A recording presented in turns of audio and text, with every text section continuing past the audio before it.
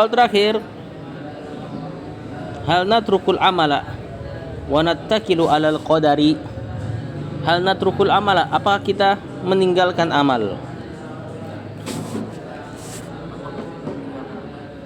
Wa nattakilu alal qadari, dan bersandar kepada takdir.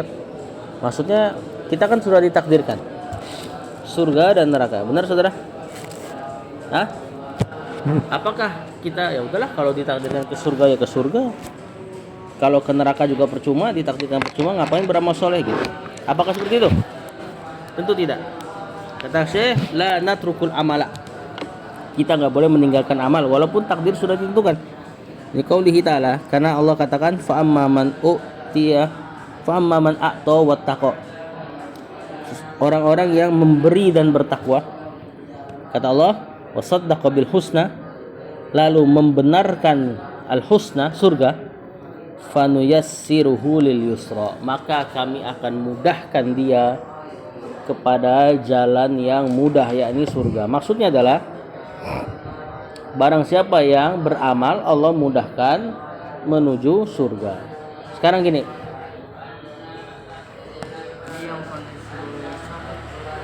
fasanuyassiru, maka kami akan mudahkan dia lil yusra, ke jalan-jalan kemudahan menuju surga tentunya.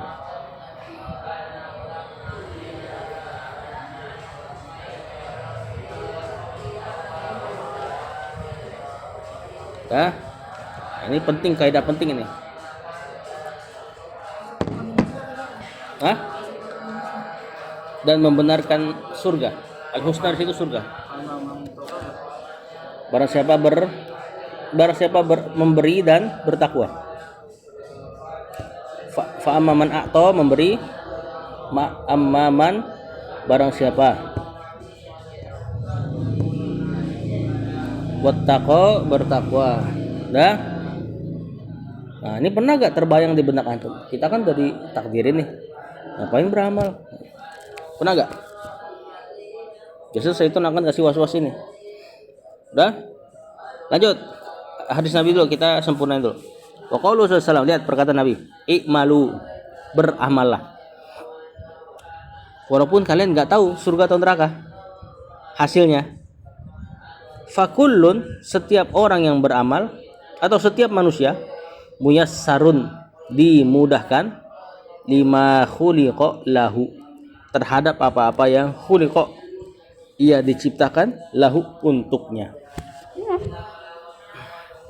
Beramallah, kata Rasul, setiap orang dimudahkan menuju jalan terakhirnya.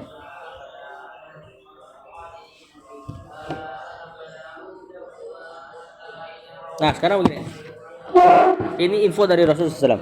Beramallah, kalian akan dimudahkan menuju apa yang kalian diciptakan untuknya. Kalian diciptakan untuk surga atau neraka. Kalau ada orang yang diciptakan untuk ke surga, dia akan mudah mengamalkan amalan penduduk surga. Sekarang kita beramal penduduk apa nih? Menuntut ilmu dan sebagainya, surga. Tinggal kita husnuzon sama Allah, kayak mudah-mudahan kita sedang dimudahkan menuju surga. Dah? Paham? Sekarang sebaliknya, kalau ternyata keadaan kita menuntut ilmu susah, sholat susah, maksiat gampang, dan kita tahu hadis ini, i'malu fakulun muyassarun lima khuliqa lahu. Kira-kira sikap yang bijak, misalnya dia tahu nih bahwasanya setiap orang yang diciptakan itu dimudahkan untuk apa dia diciptakan. Terus dia dapat di dirinya, kayaknya gue gampang banget nih minum khamr misalnya. Kok kalau sholat berat ya? Wah, fix nih gue masuk neraka kayaknya. Karena Rasul mengatakan begini dan begitu. Ini sikap orang pertama. Sikap orang kedua, dia tahu hadis ini. Terus dia mengatakan, kayaknya gue sholat kok susah banget, subuh kagak bangun-bangun, minum khamr gampang. Dia tahu hadis ini, tapi kata Rasul, ya masya Allah ya, peminum khamr tahu hadis misalnya, bahwasanya orang akan dimudahkan menuju apa dia diciptakan. Sikap dia langsung, kalau gitu gue coba mati-matian deh, besok bangun subuh pasang alarm dan sebagainya. Kemudian dia berhusnuzon, kalau gue beramal soleh, mudah-mudahan nanti itu tanda bahwasanya dia itu diciptakan untuk surga. Paham nggak? Dia ngeliat kemudian dia segera ubah, berharap masuk ke hadis ini. Kira-kira mana orang yang cerdas? Orang yang kedua. Contoh lagi. Antum tahu 3 pertanyaan kubur? 3 pertanyaan kubur. Man rabbuka? Madinuka? Waman nabiyuka? Gitu kan? Ada orang dia dengar baru masuk Islam. Bahwasanya nanti pertanyaan kubur itu adalah siapa Rabbmu, siapa atau apaan agamamu, dan siapa nabimu. Terus dia langsung mikir, aduh mampus gue gak bisa jawab nih, gue gak bisa bahasa Arab. Kata dia gitu. Misalnya dia gak ngerti bahwasanya itu bukan masalah bahasa Arab, itu masalah pengamalan.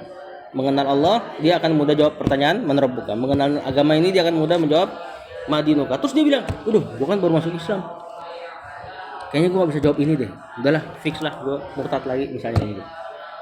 Orang kedua, dia tahu bahwasanya nanti fitnah kubur akan ditanya 3 perkara ini. Kemudian dia langsung pikir, wah kalau begitu gue harus pelajarin 3 perkara ini. Kira-kira sikap mana yang benar? Sikap orang kedua. Di antaranya nih, ya, ketika dikatakan setiap orang dimudahkan menuju jalannya, berarti kita kondisikan gimana caranya kita banyak beramal soleh. Kalau kita dapati diri kita susah beramal soleh, maka khawatir ternyata kita terancam menuju neraka. Tatkala antum khawatir terancam menuju neraka, maka segera ubah diri. Kan gitu kan? Jangan malah mampus gue fix gue neraka, ngomong kayak gitu. Atau contoh yang lain, Rasulullah SAW katakan man yuridillahu bi khairan yufaqihu fiddin. Yang Allah inginkan kebaikan, Allah akan fakihkan dia dengan agama, pahamkan dia dengan agama. Kira-kira reaksi apa yang harus timbul pada diri kita? Siapa yang Allah inginkan kebaikan, Allah akan pahamkan dia agama. Berarti kita harus ngapain? Memahami agama. Caranya? Belajar. Mudah-mudahan itu diantara indikasi Allah pengen kita ke kebaikan. Kan barang siapa yang Allah inginkan kebaikan. Bukannya ketika dengar hadis itu, barang siapa yang Allah inginkan kebaikan, lalu Allah akan pahamkan dia dengan agama, terus dia dapati dirinya nggak paham agama, terus dia mengatakan fix gue nggak diinginkan kebaikan. Udahlah nggak usah beragama aja sekalian, misalnya gitu. Nah ini mirip-mirip dengan konsep takdir. Allah udah takdirkan antum. Sekarang anda tanya antum, Allah takdirkan antum surga atau neraka sudah? Antum tahu? Nggak tahu kan? Cuman yang antum tahu adalah gimana cara menuju surga, gimana cara menuju neraka, bener gak? Maka sibuk kita pada perkara yang kita nggak tahu atau pada perkara yang kita tahu. Nah, yang kita tahu cara menuju surga gimana? Berbuat baik, bertauhid, ittiba kepada Rasul, ya kan? Kalau menuju neraka gimana cara jalannya? Maksiat, syirik, berbuat bid'ah dan sebagainya. Fokus kita pada yang kita tahu. Yang kita nggak tahu itu hasilnya, benar? Itu jangan dipikirin sampai ke bawah tidur dan sebagainya. Yang kita pikirin yang kita tahu saja. Contoh satu lagi, analogi sederhana.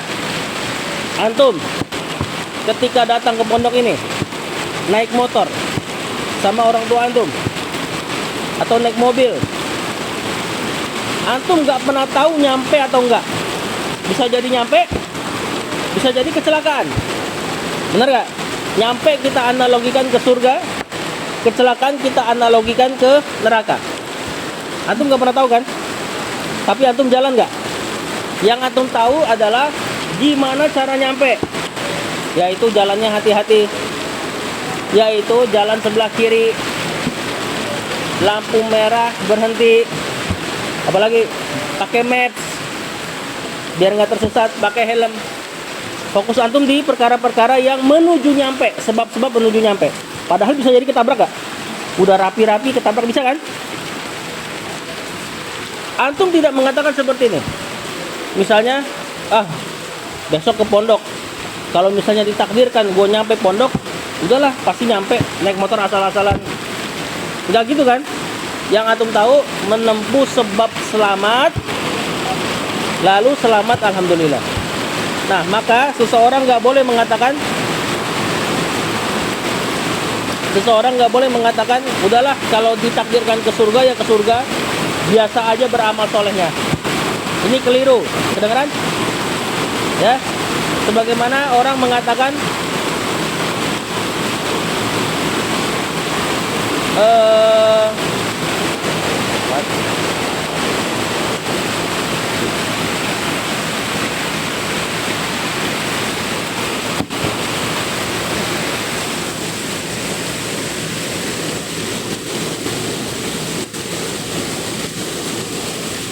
Sebagaimana juga sebuah kekeliruan tatkala orang mengatakan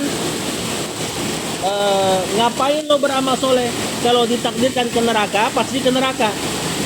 Ini seperti orang yang mengatakan ngapain lo berangkat ke pondok, ya kan, kalau lo nyampe ya pasti nyampe, tidur aja di rumah kan gak bakal nyampe.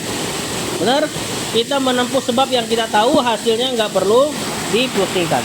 Ini dua ayat ini menjelaskan bahwasanya orang yang beramal soleh adalah indikasi bahwa dia akan masuk surga. Indikasinya. Tadi kata Allah, fa amma man a'ta wattaqa, orang yang memberi dan bertakwa, wa saddaqa bil husna, membenarkan surga, fasanuyassiruhu lil yusra, maka kami akan mudahkan dia menuju jalan kemudahannya, ini surga. Juga kata Rasulullah SAW, i'malu, beramalah, fakullun, setiap orang, muyassarun, dimudahkan, lima khuliqa lahu, terhadap apa yang ia diciptakan untuknya. Wallahu alam, antum hafalkan.